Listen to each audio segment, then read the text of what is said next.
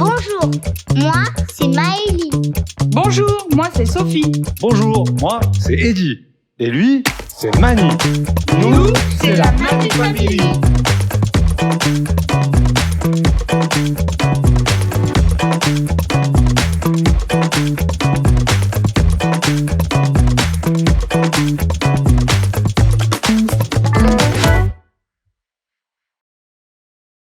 Là, on a réservé le bois. Donc, là, maintenant, le boulot, ça va être de sélectionner les planches en chêne qui sont ici.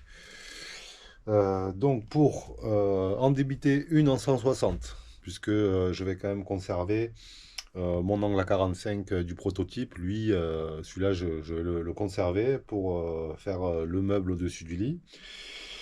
Donc, ce qui veut dire que j'ai 4 assemblages à faire à 45. Donc, dont un qui fait 2,80 m. Donc, il va falloir choisir les planches qu'on va assembler, puisqu'une planche, elle fait 2,20 m. Je ne vais pas l'assembler au milieu, c'est-à-dire je ne vais pas faire une coupe à 140 et les assembler au milieu pour fragiliser le tout. L'objectif, ça va être plutôt de le faire en 3 parties, comme on a fait le carrelé, comme l'insert chaîne qu'on a fait. Donc là, le but, c'est vraiment de choisir le bois. Aussi la 170, parce que là vous voyez j'ai fait une présentation à froid, donc de l'ajout voilà, et de la face avant du meuble. Donc je sais pas si vous avez du mal à vous y faire, mais on est plutôt sur le haut ici. Donc voilà, donc l'ajout qui vient en jonction pile poil avec le carrelé, les charnières qui seront ici, les portes qui viendront là, et l'angle à 45 on est en dessous. Donc là lui il lui faut une 170 à 45. Je pense prendre ces deux planches qui ont à peu près les mêmes veinures de bois, les mêmes dessins. Bon, il y a un peu des nœuds.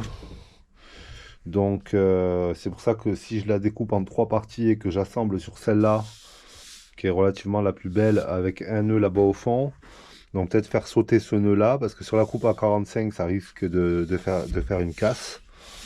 Donc là, je suis en train de voir tout ça. Et celle-là, à ce moment-là, qui a pas mal de nœuds aussi, de l'autre côté. Donc celle-là, la réservée pour le 160. D'autant qu'elle n'a pas tout à fait la même couleur. Et comme moi, je vais garder le bois entre guillemets brut, puisque mon objectif, c'est juste de le huiler. Et donc pas de le vernir ou quoi que ce soit. Donc naturellement, je vais me retrouver avec des décalages de couleur de bois, parce que moi, je prends une huile mate incolore. Donc essayer d'assembler quand même les bois qui vont aller à peu près ensemble. Donc je pense que ces deux-là sont relativement dans les mêmes couleurs. Éliminer aussi voilà, quand même pas mal de nœuds. Donc les nœuds, les garder sur les bords là où on passera pas. Voilà, que je coupe ici ou ici, je devrais passer entre les nœuds sur mes coupes à 45. Et du coup, comme celle-là est pas mal abîmée, fort abîmée ici, que j'ai un nœud au bout, à ce moment-là, c'est celle-là que je pourrais couper et après faire 2 jonctions à peu près sur les mêmes longueurs. Donc je vais prendre aussi mes mesures. Normalement, si je me suis mis de tête, j'avais 22 au niveau de mes inserts. Donc essayer de tomber en face au niveau des inserts de l'angle à 45. Et puis celle-là, on va partir donc du coup sur le dernier 160. Donc on va prendre celle-là en 170 arrière.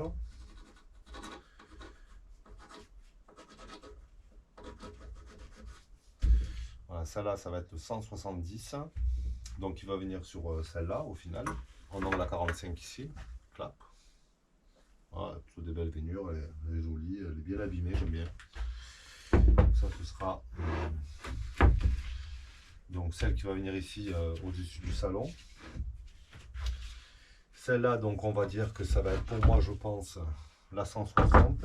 Là, j'ai pas mal de nœuds, mais je devrais pouvoir le esquiver. Parce que là, ça me fait peur les nœuds sur les coupes à 45. Si j'arrive ici que je taille, le nœud il saute. De une, ça peut faire fendre le bois.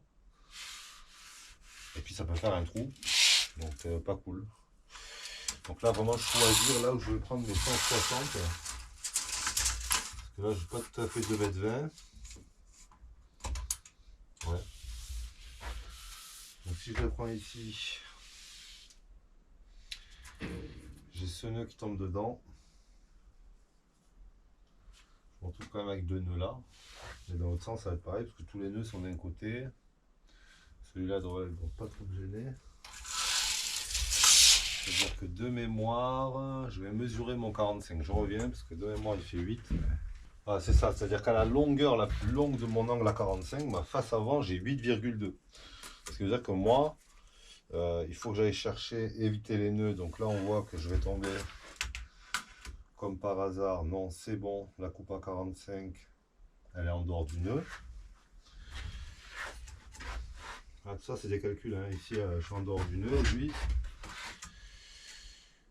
on n'est pas loin quand même, hein. 8,2, bon, je suis presque à 1 cm du nœud.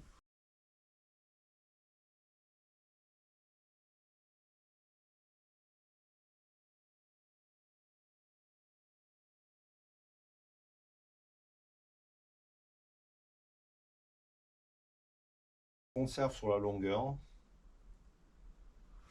Et elle, on va l'utiliser pour les bouts à bout. Parce que ici, j'ai qu'un seul nœud là qui va venir m'emmerder. Donc je peux la déligner. À ce moment-là, je garde 2 mètres plutôt que 2 mètres 20. Et à ce moment-là, je fais 2 assemblages de 40 de chaque côté, par exemple.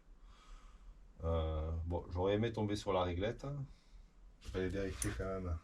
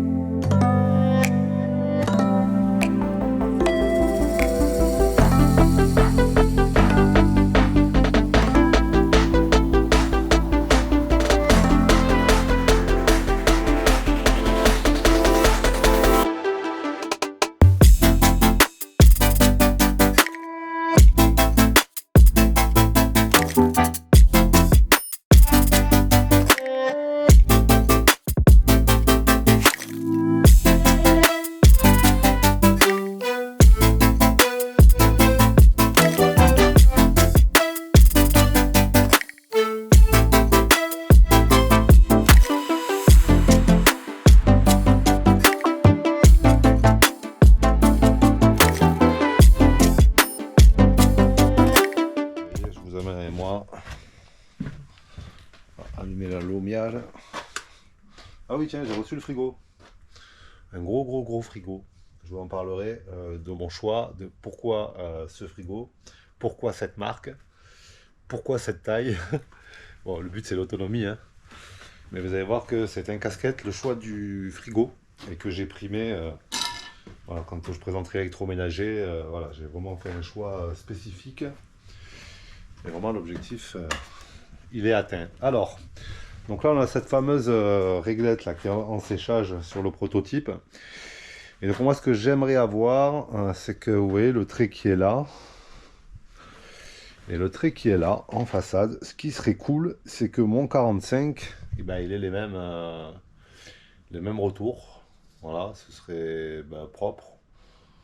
Après, il y a quand même des grandes portes comme ça, donc le petit trait ici qui tombe ici, ça se verra pas vraiment. Mais je me pose la question, est-ce que je l'ai fait tomber en face ou pas? Bon, j'ai réfléchi, alors je suis retourné sur mes plans SketchUp, je me suis fait une impression. Donc de toute façon, il est pratiquement impossible que les deux sections du carrelé qui lui faisait 2,40 m, que j'ai évidé, et donc j'ai fait deux bout à bout de 20. Donc j'arrive à 22, et donc je peux pas, parce que là, mes planches, elles font 2,19,5. Elles font pas 2,40, donc je n'aurai pas les jonctions. Alors pour faire quelque chose d'esthétique, et qui ne soit pas non plus fragilisé, on va dire, aux endroits où ça pourrait éventuellement peser. Donc mon idée, ça va être, plutôt que de faire en plein milieu et de faire un point de faiblesse, ça va être de faire une section de 60, une section d'1,60 m et une section de 60. et donc d'avoir mes jonctions au milieu des portes, donc ce qui paraîtra, je pense, le plus esthétique, et au niveau du rapport de poids, de force, même si lui ne porte rien. Voilà, éviter d'avoir justement au milieu un jour du travail avec le 4x4, avec ci, avec là. Donc, du coup, on va pas faire une principale avec deux bout à bout. Enfin, si, on va faire ça, mais dans l'idée, on va partir à 160. Et après, on aura donc deux 2,60 que je réduirai après à 59,5 puisque mon meuble ne fait pas 2,80 mais fait 2,79 m. Mais je me laisse une marge, comme je l'ai déjà fait sur les autres meubles, toujours de 0,5, ne serait-ce que parce qu'il peut y avoir des petits décalages toujours. Et pour pouvoir à ce moment-là vraiment poncer ou déligner au dernier moment à l'assemblage du meuble pour toujours avoir 0,5 éventuellement de marge. Donc moi je laisse 1 cm, soit 0,5 de chaque côté. Donc là on va travailler sur une base de 2,80, en sachant que derrière nous on aura du 2,79. Donc l'objectif là ça va être elle de la débiter parce qu'elle va rester en principal à 160. Donc moi on va pouvoir dégager ce nœud là-bas qui me gênait. Donc ça c'est cool. Et elle, après on va lui débiter 2,60. Donc pareil, on devrait pouvoir dégager ce nœud. Et on aura toujours celui-là, mais et encore 60. S'il faut, je vais chercher l'autre jonction, on verra. Alors pourquoi celle-là en bout à bout? Parce que celle-là elle est un peu cintrée, donc on va pouvoir la redresser. Voilà, elle a quand même un beau ventre. Malgré que je l'ai laissé un petit moment avec du poids, ben voilà, la saison fait que c'est quand même mid, donc bon voilà, elle a travaillé, et puis c'est comme ça. Donc là on va pouvoir débiter, on va prendre nos marques. Donc elle, on va aller chercher le plus beau du bois dans les 219,5 là, les 160. Donc lui déjà je vais pouvoir le dégager, c'est cool. Si je peux dégager ce nœud et n'en conserver qu'un qui est celui-là, ça va déjà être pas mal. Lui il sera dedans. Et lui...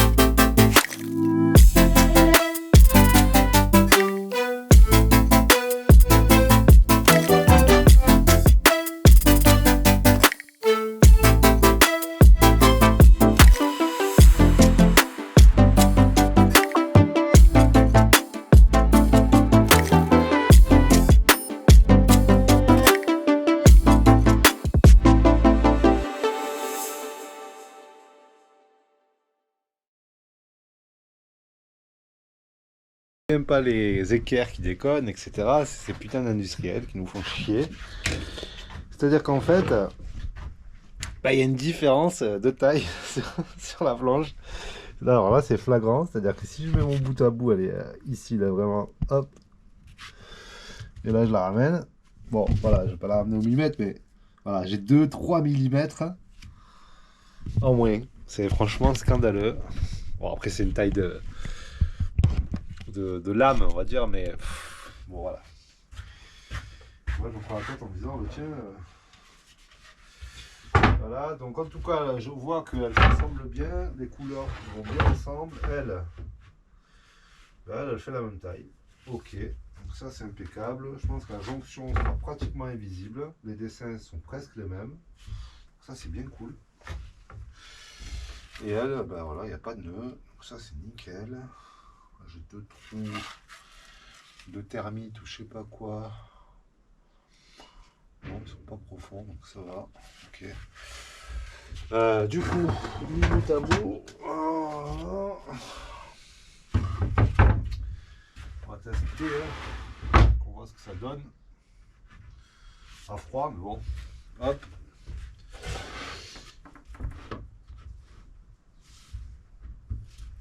Ok, donc elles ne veulent pas se marier. Se marier, on peut mettre ce côté-là. Non, parce que là, j'ai une fleur que j'ai pas là. Tac, tac. Bon. Après, comment qu'il sait, hein, bon, l'idée, est-ce que lui, c'est pas plus logique? Voilà, ouais, c'est plus beau là. Là, il y a un mariage qui se fait bien. Ok. Donc par contre, il va falloir être vigilant. Est-ce que l'assemblage, je le fais avant et après je coupe au 45? Parce que comme j'ai 2, 3, 4 mm là, qui vont pas être contents ensemble. Voilà, j'ai un petit éclat, mais ça, on le travaillera à la pâte à bois. Voilà. Bon, voilà. Donc du coup, là, on a une lame. Je sais pas si vous la voyez bien, mais de 2,80 bout à bout. Donc maintenant, il va falloir faire ces jonctions bout à bout. Je vais partir sur le même système, je pense, de bout à bout que j'ai mis pour le carrelé. Comme ça, au moins, voilà, ça doit être suffisamment solide. Je partirai bien sur d'abord l'assemblage, ou alors je débite les petites en 45 degrés. Hop, après je sors mes longueurs. Et après, je fais mon assemblage. Bon, il faut que je réfléchisse. Ici, on est bon. Donc là-bas, il va nous rester 7 chutes.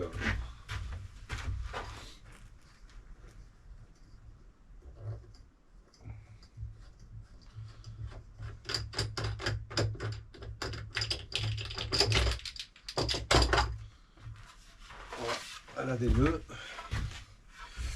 Donc elle va là avec ses copines. Voilà. Je vais vérifier quand même. Non, je sais pas, les écarts sont bonnes. Le réglage n'est pas radial. Ça fait longtemps que je ne l'ai pas refait.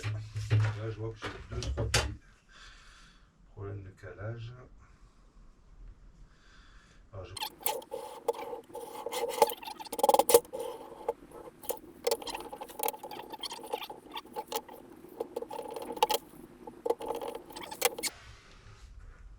pas nous emmerder, non? Alors, on va revoir.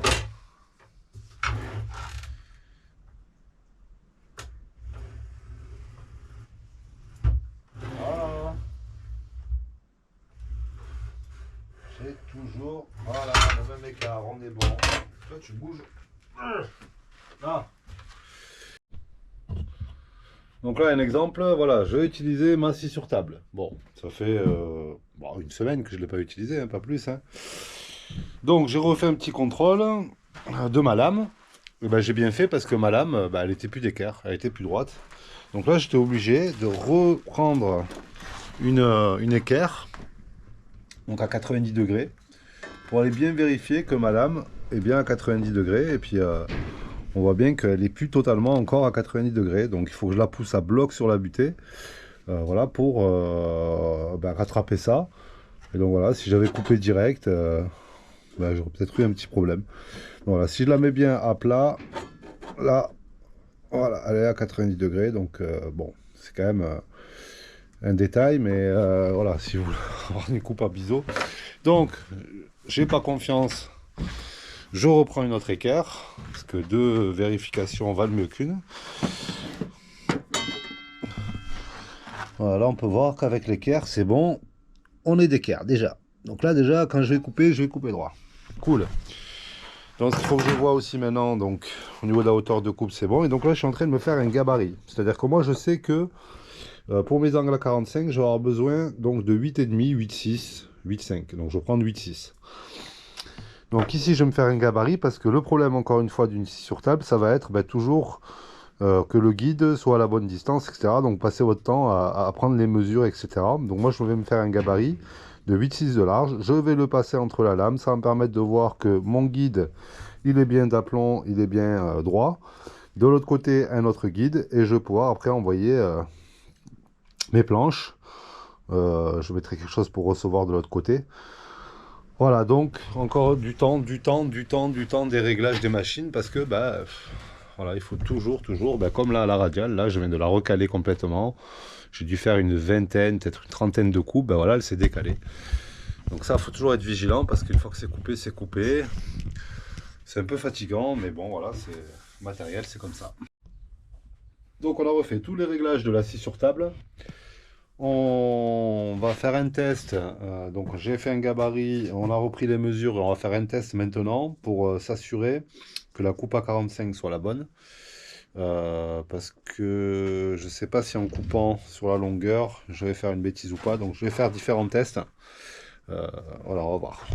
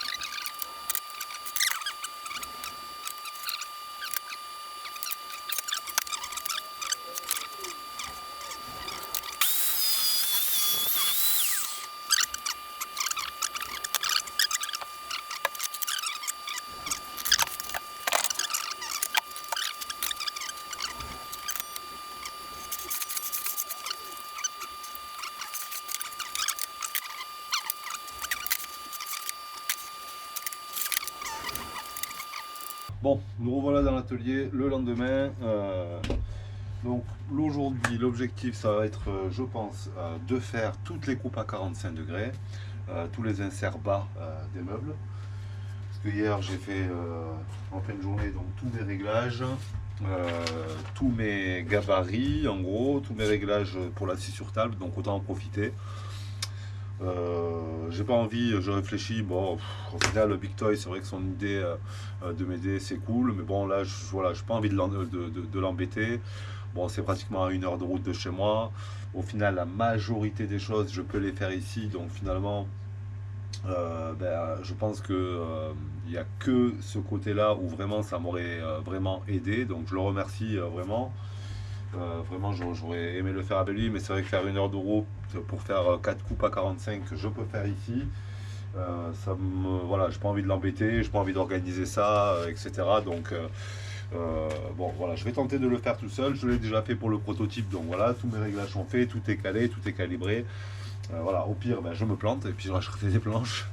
Mais c'est vrai que voilà, je suis un peu j'aime bien faire les choses moi-même, et puis là j'ai envie de le faire, donc je me dis allez, on se jette, on le fait. Donc après, l'objectif, ce sera de faire sûrement les jonctions Donc des bouts à bout, des 60 et de la 160 pour le meuble en 180. Et puis si on a le temps encore aujourd'hui, ce sera de débiter les pieds, les joues du grand meuble de lit, parce que lui, du coup, une fois que j'aurai fait les 45, j'aurai toute l'ossature. On a déjà le pied de lit, on a déjà le meuble au-dessus, et les joues. Après, il n'y aura plus que les portes à présenter avec les charnières.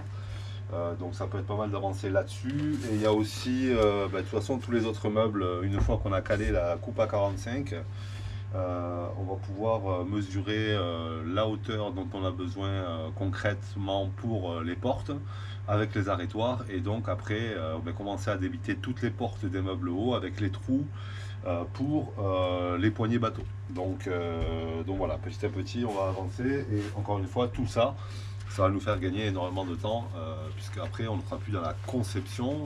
Une fois qu'on aura fait tout ça, on sera dans l'assemblage, et là voilà, c'est quand même beaucoup plus simple, beaucoup plus facile. Donc là on va se lancer coupe à 45. On va commencer les deux embouts à 60 qui vont venir, donc je le rappelle, s'assembler avec la 160 qui est ici pour réaliser une longue section de 2,80 m, 2,79 m dans le réel, mais j'aurai toujours la possibilité de recouper comme c'est prévu, de 0,5 m de chaque côté. On va avoir des belles finitions. Voilà, quoi de plus, c'est bon, on va commencer ça aujourd'hui, c'est parti. Bon, toutes les griffes sont faites. Il faut se lancer.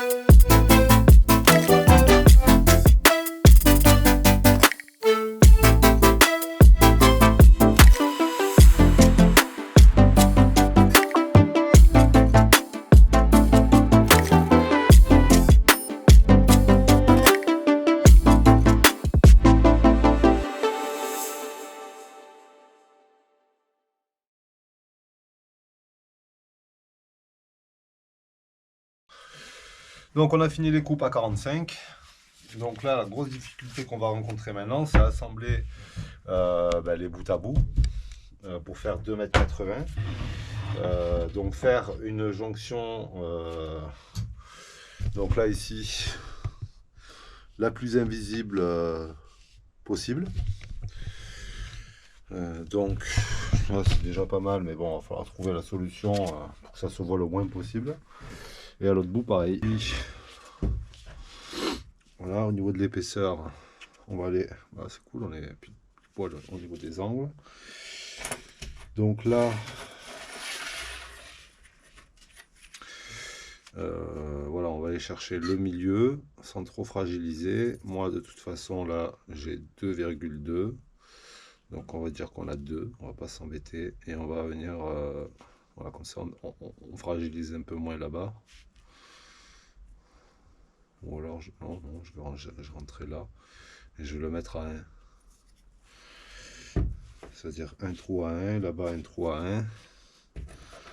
Du coup, on sera dedans. Donc là, par contre,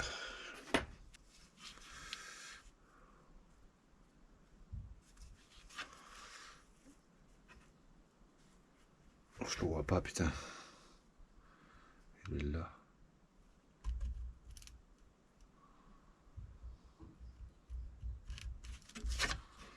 Voilà, et là.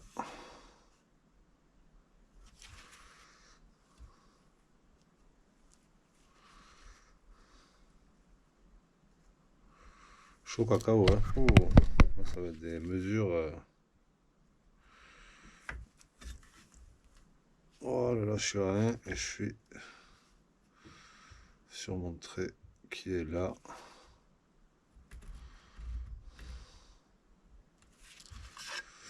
Voilà.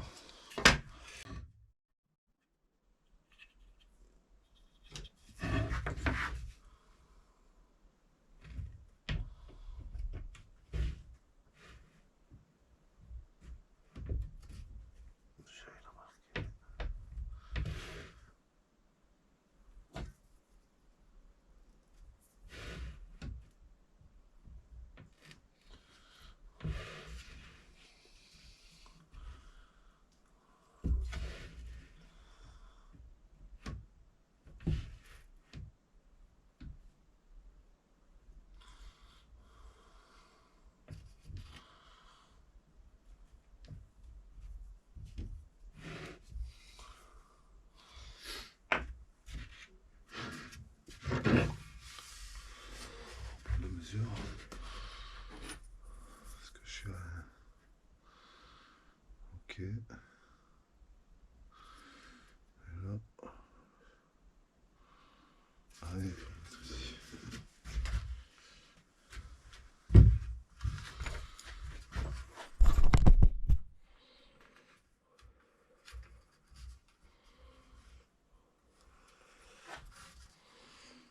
Là.